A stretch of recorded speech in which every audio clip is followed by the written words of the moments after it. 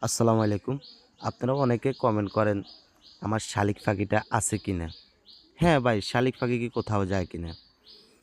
শালিক পাখি ওই জানে ওই মানুষ। দেখেন, আমার প্রত্যেকটা কথা ওই শুনে।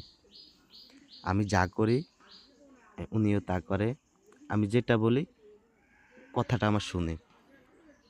আজকে অনেক গরম পড়তেছে তো তাই আমার কাছে বাহানা ধরছে এই গোসল করবে। তো ওরে যাতে আমি আজকে ৩ বছর ধরে এই লালন পালন করি, অবশ্যই তার কথা আমি বুঝতে পারি। মাঝে, মাঝে কথা বলে, কিন্তু পাখিরা কখন কথা বলে জানেন? পাখিরা ধরেন আপনি যা বলবেন, আপনার সাথে, সাথে তা বলবে। মিঠু, মা, মহিন সবকিছু বলে। পরে আমি ভাত খাইতেছি। গ্রামের ভিডিওগুলো আপনাদের কাছে কেমন লাগে জানি না। আসলে গ্রামের মজা গ্রামে। গ্রামের পরিবেশ অত্যন্ত আমার ভালো লাগে। গ্রামের ভিডিওগুলো আপনাদের কাছে কেমন লাগে বলবেন। ফাঁকিটা চইলা গেছে আম্মুর কাছে, আম্মু ডাক দিছে আরে। আবার যখন আমি ডাক দিছি, আমার কাছে চলে আসছে। এটাই ভাই ফাঁকির ভালোবাসা। ফাঁকি আমার অনেক সময় কাটা বাড়িতে আসলে বাগিনে একটু ফানি দিলে ফানি খাইলাম। আসলে এই আমার ভিডিওগুলো আপনাদের কাছে কেমন লাগে বলবেন। আমি ছোটোখাটো ব্লগ করি আপনাদের মাঝে, শেয়ার করি অনেক কিছুই। ফাঁকিকে খাওয়ান দিতেছে, খাওয়ান খাইতেছে।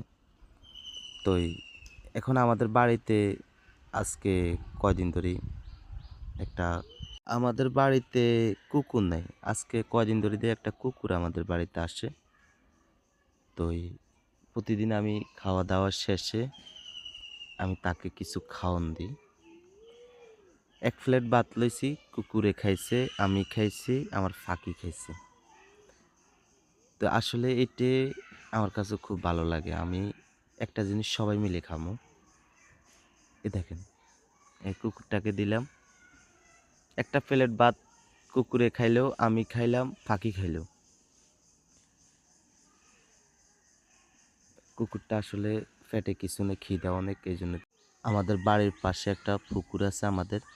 পুকুরের মাঝে একটা গাটলা আছে, ওইখানে আমি বসি, ফাঁকি আমি খাওয়া-দাওয়া শেষে রেস্ট করতেছি।